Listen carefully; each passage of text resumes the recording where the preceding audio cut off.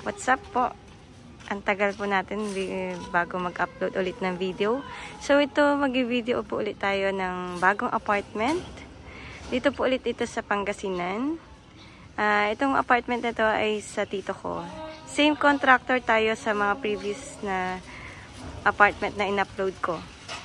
So ayun, sinipag ulit tayo na mag-video. Ang dami kasing ginawa. So naging busy rin po ako. So ito, sinipag ulit ako at naisip ko ulit mag-upload. Ayan, pakita ko sa inyo yung apartment. So ito, 3 doors po ito. May sarili po siyang parking space. Ayan.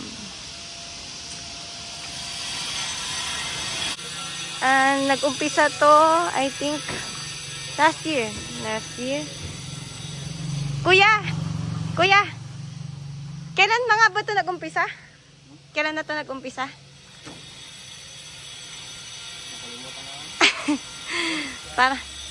Pero kayo yung unang nag-umpisa nito. Kayo na rin nandito. Siguro mga nung November ba? Mga ganun November. Ginagawa pala.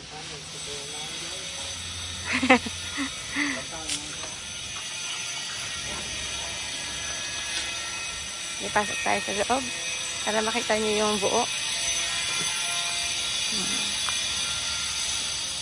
So, concrete po lahat yung sinamit. Nag-iihaw pa si kuya. Ay, kuya, kailan na to nag-umpisa na ginawa nyo? Kapitan na kita! Bayan kita daw, kapitan na! Marjorie! Ayan. So, nilalagyan na nila ng semento dito sa may parking area. Anong size nito, kuya? Yun ka sa 5 by 12? 12? 5 by 12? Ito, 12 ito. Hindi, ito lang yung apartment lang. Apartment lang. Oh. So, ang size pala nito is 5 by 12. Ang haba! Ang laki! So, ayan, malaki yung apartment. Malaki yung loob niya. Ayan. Spacious itong apartment na to. Ayan. Ginagawa pa lang. So, upload ko rin nito pag natapos. Ayan. Ito yung CR. Meron tayong isang CR sa loob. Sa baba. Tapos dito, ayan, meron tayong magiging dirty kitchen dito, tsaka laundry area. Ganda. Ang lawak na pala nito. Pala tayo sa taas. Meron ng tiles dito. Ang ganda.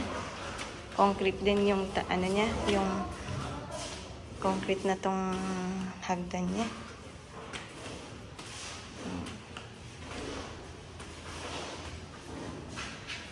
So, 3 bedrooms ito sa taas. Sa baba, walang bedroom. Ayan. So, ito yung pinakamalaking bedroom siguro. First bedroom.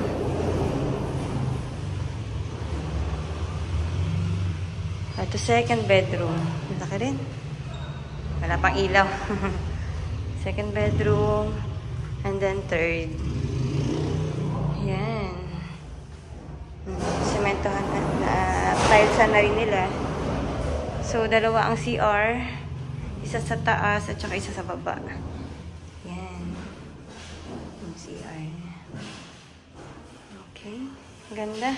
Ang laki rin nitong apartment na to. So, hindi ko pa masabi sa inyo kung magkano ang price nito sa pag natapos na lang. I mean, yung price ng rent. Kung magkano to. Ang laki. Buong bahay po. So, dito meron tayong may balcony dito sa harap ng apartment. Ganda. Wow. So amazing. Yan. Ayun, ang ganda rin ang ginawa nila dito. Sabi ko, PVC ata to. Ganda. Gawang. Testo ba ulit. So, ito meron din kusina sa loob. Aha. Parang pag nagpagawa ka ng sarili mong bahay, pwede na to. Napakaluwang. Dito, pwede kang maglagay ng mga closet. Ayun, may pang space sa lalim.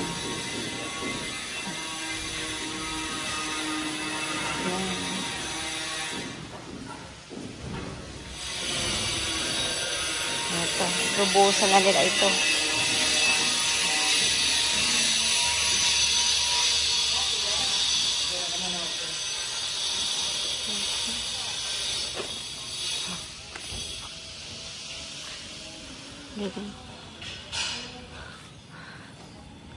So, itong apartment na to, it cost 3.9 million. Andun na po lahat. So guys, papakita ko po sa inyo ito after niyang matapos. So pinapakita ko lang sa inyo yung paano pa siya ginagawa. Halos lahat concrete. Sikat ka na, binablog kita.